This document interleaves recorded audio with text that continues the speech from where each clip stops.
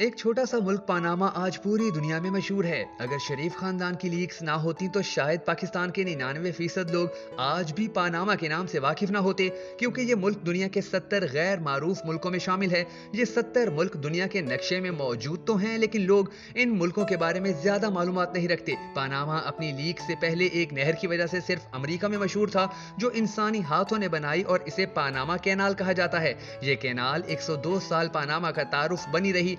ये ना होती तो शायद अमरीकी भी पनामा के वजूद से ना वाकिफ होते। लेकिन यही छोटा सा मुल्क पनामा 2006 के दौरान चीन में बहुत मशहूर हुआ था।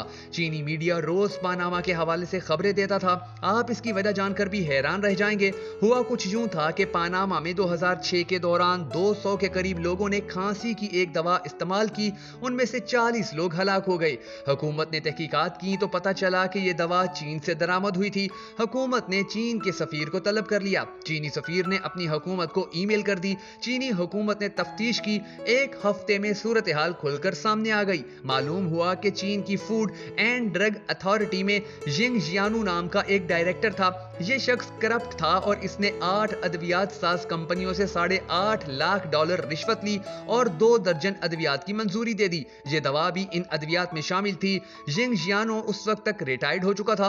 पुलिस ने छापा मारा और इसे गिरफ्तार कर लिया। मजीद तहकीकात हुई तो मजीद इंकशाफ हुआ कि काऊ जिन जोंग नाम का एक और डायरेक्टर भी इस मकरू धंधे में शामिल था। वो भी गैर मेयारी अद्वियात की मंजूरी देता रहा। हुकूमत ने उसे भी गिरफ्तार कर लिया। ये मुल्जिमान 2 हफ्तों में मुजरिम साबित हो गए। हुकूमत ने केस अदालत में पेश कर दिया। अदालत ने मई 2007 में जिंग और जुलाई 2007 में काऊ को सजाए मौत दे दी। जिंग ने सजा के खिलाफ अपील दायर कर दी। जिंग का कहना था कि मैं अपना जुर्म तस्लीम करता हूं, लेकिन मेरी वजह से कोई चीनी शहरी हलाक नहीं हुआ। मेरे खिलाफ कोई चीनी मुद्दई भी मौजूद नहीं, लिहाजा मेरे जुर्म के मुकाबले में मेरी सजा ज्यादा है। अदालत ने 2 हफ्ते में इसकी अपील निपटा दी। जज ने अपने फैसले में लिखा कि यह शख्स न सिर्फ इंसानी जानों का कातिल है, बल्कि इसकी वजह से पूरी दुनिया में चीन की बदनामी भी हुई। चनाचा ये दरिंदा सिर्फ इंसान रियायत के काबिल नहीं। हुकूमत ने अपील मुस्तरद होने के बाद जिंग को 10 जुलाई 2007 को गोली मारकर हलाक कर दिया, जबकि दूसरे मुल्जिम काऊ को भी चंद हफ्ते बाद दूसरी दुनिया भिजवा दिया गया। यह केस जितना अरसा चलता रहा, चीनी मीडिया रोज पनामा अद्वियात और फूड एंड ड्रग अथॉरिटी के साबिक डायरेक्टर्स की खबरें शाया करता रहा। यूं पनामा चीन में खासा मकबूल हो गया। आप इस केस का कमाल देखिए। ये दोनों हजरात अगर पनामा के शहरी होते तो इन्हें वहां सजाए मौत न होती, लेकिन चीन ने 10,000 किलोमीटर दूर एक दूसरे मुल्क में अद्वियात के इस्तेमाल से मरने वाले लोगों के बदले अपने 2 रिटायर अफसरों को सजाए मौत दे दी, क्योंकि चीन समझता था कि ये लोग मुल्क की बदनामी का बाइस बने हैं। आप अब पाकिस्तान की तरफ आ जाइए। लाहौर इस मुल्क का दूसरा बड़ा शहर है। म्यू हॉस्पिटल इस शहर का कदीम तरीन अस्पताल है। 13 जनवरी को इंकशाफ हुआ कि म्यू अस्पताल में दिल के मरीजों को जाली स्टेंट लगाए जाते हैं। यह इंकशाफ FIA की एक टीम ने किया। FIA का एक सेहतमंद असिस्टेंट डायरेक्टर मरीज बनकर अस्पताल गया। अमराजे कल्ब के शोबे ने मुआयना किया और उसे दिल का मरीज डिक्लेयर कर दिया। मरीज को स्टेंट डलवाने का मशवरा दिया गया। असिस्टेंट डायरेक्टर म्यू हॉस्पिटल से प्राइवेट क्लिनिक गया। क्लिनिक की मशीनों ने उसे मुकम्मल सेहतमंद करार दे दिया। FIA ने तहकीकात शुरू कर दी। पता चला कि अस्पताल में डॉक्टरों और तबई अमले का एक गैंग काम कर रहा है। इस गैंग में प्रोफेसर भी शामिल हैं। ये लोग मरीजों को जाली स्टेंट लगाते हैं। अस्पताल को एक कंपनी जाली और गैर मयारी स्टेंट फराहम करती है। ये स्टेंट 6,000 रुपए मालियत के हैं, लेकिन मरीज से 2 लाख रुपए वसूल किए जाते हैं। प्रोफेसरों ने स्टेंट फराहम करने वाली कंपनी को अस्पताल में बाकायदा कमरा दे रखा था। FIA ने इस कमरे पर छापा मारा और 4 करोड़ रुपए मालियत के स्टेंट बरामद कर लिए।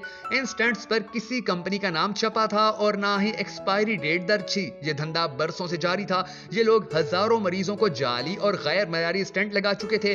FIA को मालूम हुआ कि ये जालसाज सेहतमंद लोगों को भी मरीज डिक्लेयर करके उन्हें स्टेंट लगा देते हैं, और वो बेचारा सेहतमंद शख्स पूरी जिंदगी दिल की अद्वियात इस्तेमाल करता रहता है। पता चला कि यह सिलसिला सिर्फ एक अस्पताल तक महदूद नहीं, बल्कि मुल्क में ऐसे दर्जनों अस्पताल मौजूद हैं जहां बरसों से यह धंधा जारी है। ये एक मिसाल थी। आप अगर थोड़ी सी गहराई में जाकर देखें तो आपको पाकिस्तान के अक्सर अस्पताल स्लाटर हाउस और डॉक्टर कसाई नजर आएंगे। आप किसी दिन दुबई चले जाएं, आप वहां अपना मेडिकल टेस्ट करवाएं और उसके बाद पाकिस्तानी अस्पतालों और लेबोरेटरियों में चले जाएं। आप ये देखकर हैरान रह जाएंगे कि आपको दिल का डॉक्टर दिल, आंख का डॉक्टर आंख, गुर्दे का डॉक्टर गुर्दे, जिगर का डॉक्टर जिगर और दिमाग का डॉक्टर दिमागी मरीज करार दे देगा। ये लोग आपको लाख 2 लाख रुपए का नुस्खा भी लिख देंगे।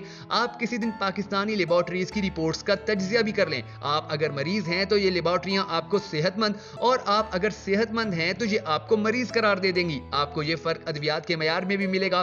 फ्रांस और पाकिस्तान दोनों में इंसुलिन एक ही कंपनी फराहम करती है, लेकिन मयार में जमीन आसमान का फर्क है। आपको ये फर्क डिस्प्रिन में भी मिलेगा। आप इंपोर्टेड डिस्प्रिन इस्तेमाल करें और उसके बाद पाकिस्तानी डिस्प्रिन खाएं, आपको फर्क जानने में चंद मिनट लगेंगे। आपको ये फर्क खुराक में भी मिलेगा। पाकिस्तान में बच्चों को अब मां का दूध भी खालिस नहीं मिलता। साबुन बनाने वाली फैक्ट्रियां यूरोप से इस्तेमाल शुदा घी और कुकिंग ऑयल मंगवाती हैं। ये ऑयल इस्तेमाल के काबिल नहीं होता, लेकिन ये लोग ऑयल पकोड़े, समोसे तलने, बिस्किट, केक बनाने और मिठाइयां तैयार करने वालों को फरोख्त कर देते हैं। दूध में क्या क्या मिलावट होती है और चाय की पत्ती और पानी में क्या क्या हो रहा है, ये अब ढकी छुपी बात नहीं रही। हम कितने बदनसीब लोग हैं। हम खुराक के दरिंदों से बच जाते हैं तो हम डॉक्टरों के काबू आ जाते हैं, और ये जालिम 6,000 रुपए का स्टैंड 2 लाख रुपए में हमारी नसों में ठोंक देते हैं। लेकिन हुकूमत नोटिस लेने के अलावा कुछ नहीं करती। इनकी दौड़ हम मुजरिमों को करार वाकई सजा देंगे तक महदूद रहती है। मेरी हुकूमत से दरख्वास्त है कि आप खुराक और अद्वियात के मामले पर खौफनाक अथॉरिटी बनाएं। आप अथॉरिटी को वसी अख्तियारात दें, कड़ी सजाएं तय करें और मुल्क में जो भी शख्स खुराक और अद्वियात में मिलावट का मुर्तकिब पाया जाए, मरीज को जाली स्टंट लगाए या गलत रिपोर्ट जारी करे, उसे इबरतनाक सजा दी जाए, उसे खौफनाक मिसाल बना दिया जाए।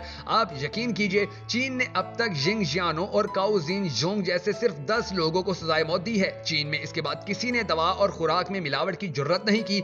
चीन में 2007 के बाद से अब तक किसी एहलकार ने गलत दवा भी रजिस्टर्ड नहीं की। हम भी अगर अपने लोगों को सेहतमंद देखना चाहते हैं तो हमें भी कभी ना कभी यह करना होगा, वरना दूसरी सूरत में लोग खुराक से मरते रहेंगे या फिर डॉक्टरों के हाथों जवा होते रहेंगे। अगर आपको हमारी ये वीडियो पसंद आई हो तो हर पाकिस्तानी तक पहुंचाने के लिए इसे शेयर जरूर कर दीजिएगा।